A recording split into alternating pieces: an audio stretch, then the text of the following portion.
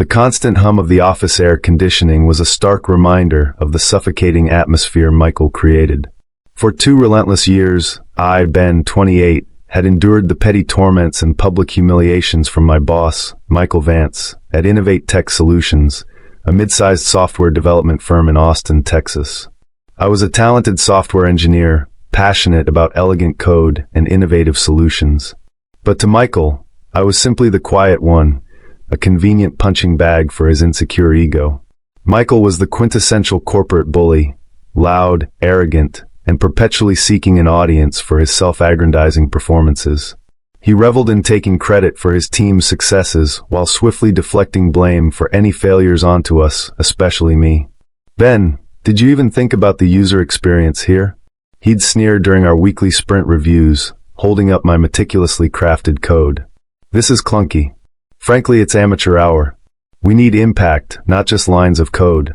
His words were always delivered with a theatrical sigh, designed to elicit uncomfortable chuckles from the rest of the team. He'd sabotage my ideas during brainstorming sessions, subtly twisting them into something unworkable, only to later unveil a similar concept as his own brilliant insight. He'd micromanage my deadlines, then loudly accuse me of missing them when he deliberately delayed necessary approvals. Any attempt to showcase my abilities or suggest improvements was met with a dismissive wave of his hand. "Stay in your lane, Ben," he'd bark. "I'm the one who drives this ship." He even made thinly veiled jabs at my more modest car and apartment, contrasting them with his flashy lifestyle. I tried to internalize it, to believe that my work ethic and talent would eventually speak for themselves. I stayed late, took on extra responsibilities, even enrolled in evening courses to learn new programming languages, hoping to outshine his negativity. But Michael was relentless. In every performance review, he'd subtly undermine me, denying me raises and promotions, citing vague interpersonal issues or a lack of executive presence that always seemed to coincide with his personal attacks. My girlfriend, Chloe, a vibrant and empathetic teacher, saw the light dimming in my eyes. "He's toxic, Ben," she'd insist, her hand tracing gentle circles on my back. "He's draining your spirit. You're becoming someone you're not." But the idea of starting over, of facing another job search, felt overwhelming. So I gritted my teeth, enduring the daily grind, clinging to the hope that something would change. The breaking point arrived during a critical internal project review for our biggest client, a major financial institution. I had spent months leading a small team, developing a complex security module that was vital for the client's new banking platform. It was intricate, innovative work, and I was immensely proud of it. Michael, as usual, had swooped in at the last minute, attaching his name to the project and claiming all the credit. During the review, the client's lead cybersecurity expert, a sharp woman known for her incisive questions, drilled into a particularly complex aspect of the module's encryption protocols. Michael, who had only a superficial understanding of the technical details, floundered, offering vague generalities and evasive answers. The room grew tense. I watched, my blood boiling, as he desperately tried to bluff his way through. Then, the client executive, clearly frustrated, turned directly to me. "Ben," she said, her voice cutting through the silence, "you're credited on this module. Can you explain the specific triple-layer authentication mechanism?" This was it. My heart pounded. I looked at Michael, who shot me a furious, warning glance. But I wouldn't be silenced. Calmly and precisely, I launched into a detailed explanation, outlining the complex cryptography, the fail-safes, and the rationale behind each architectural decision. I answered her follow-up questions with confidence, demonstrating not just my technical knowledge, but my deep understanding of the project's strategic implications.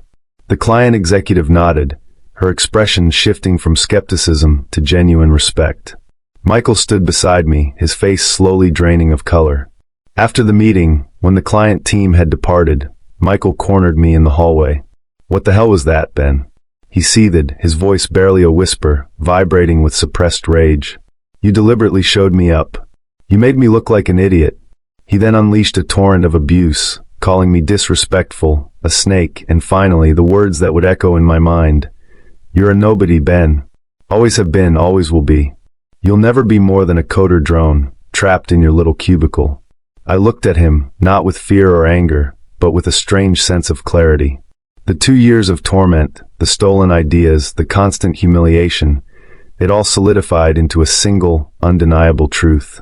He wasn't just a bad boss, he was a cancerous presence, actively trying to stifle my growth and extinguish my potential. And I wasn't going to let him. My revenge wouldn't be dramatic or confrontational. It would be elegant, precise, and utterly undeniable, built on my own undeniable merit. My plan began that very evening. First, meticulous documentation. For 2 years, I had quietly kept records, emails, chat logs, early drafts of code and project proposals, all proving my original authorship and contribution to various successful projects Michael had claimed as his own. I consolidated these into a secure, encrypted digital archive, accessible only to me. I also began discreetly noting Michael's own significant missteps, missed deadlines on projects where he was solely responsible, inappropriate comments to colleagues, and instances of genuine incompetence. Next, I focused on expanding my professional network outside the company. I started actively engaging on LinkedIn, contributing to open source projects, and attending virtual industry meetups on my own time. I sought out former colleagues who had left Innovate Tech Solutions and cultivated relationships with them. I didn't complain about Michael. I simply discussed industry trends, shared insights, and established myself as a knowledgeable, collaborative professional. I built a reputation for competence and integrity, a stark contrast to Michael's bluster. Crucially, I initiated a stealth project that would become my ultimate vindication.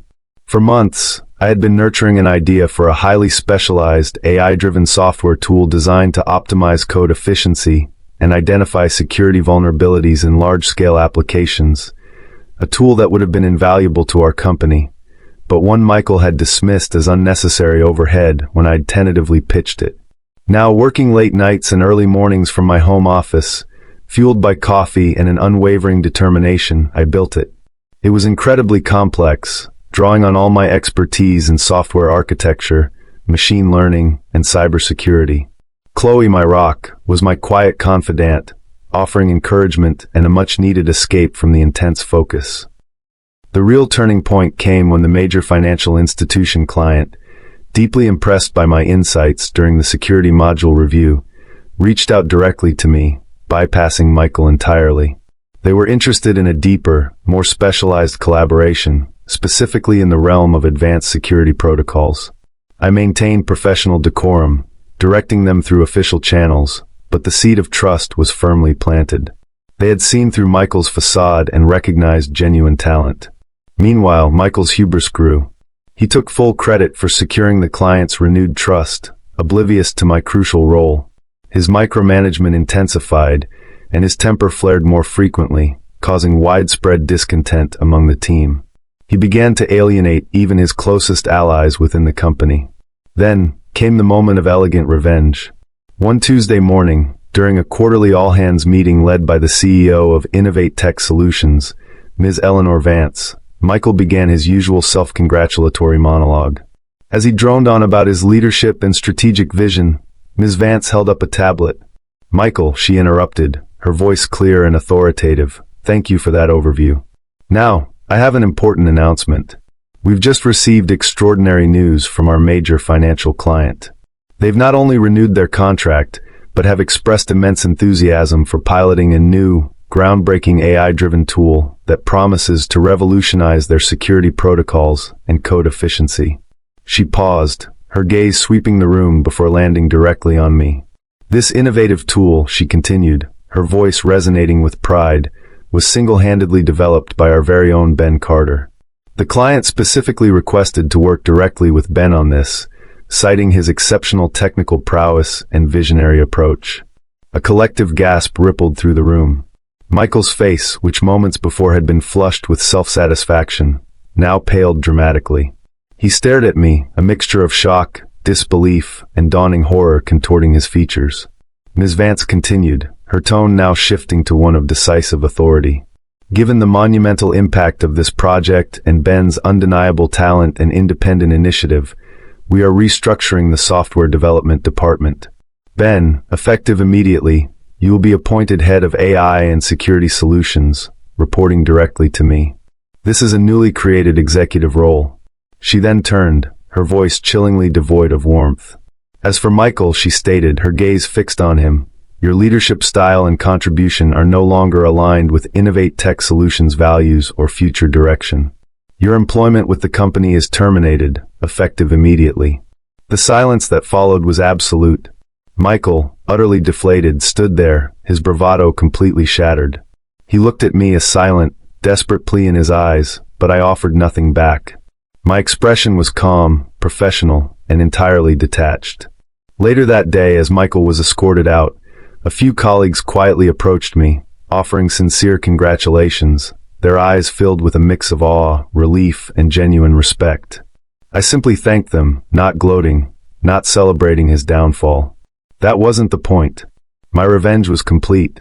It wasn't about making him suffer. It was about building myself up so undeniably, so irrefutably, that his attempts to tear me down became utterly meaningless.